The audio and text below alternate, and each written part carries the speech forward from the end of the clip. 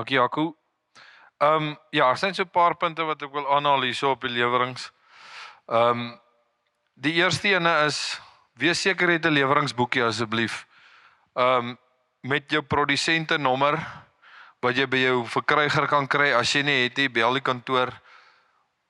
Want daar's ouens wat dieselfde name het, selfde boerderyname en daar kan foute kom. So jou kliëntenommer is baie belangrik op jou POD, tipe sak en kultivar wat jy lewer.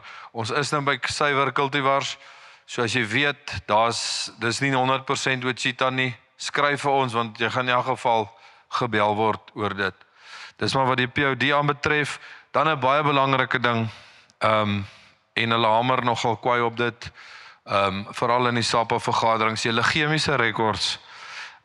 Ek het boere wat sê hulle boer organies, twyfel.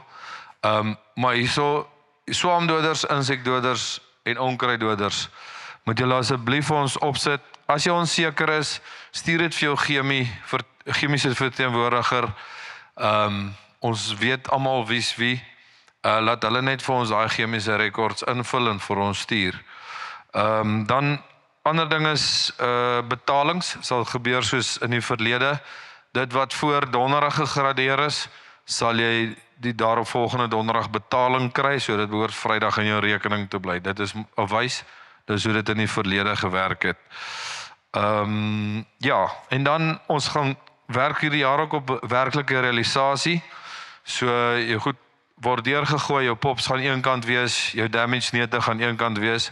So as jy daai produk wil terug hê, ek vat nou kom 'n voorbeeld, jou damage neute wat jy self wil gaan kraak.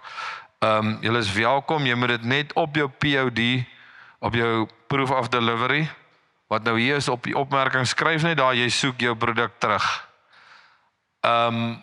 En dan as jy dit gedoen het, en hulle sal jou laat weet, dat jy 3 dae om daai produk te kom afval. As jy dit nie kom haal, gaan dit deur 'n hamermeel, of 'n stone crusher wat alles maal in fyn slaan.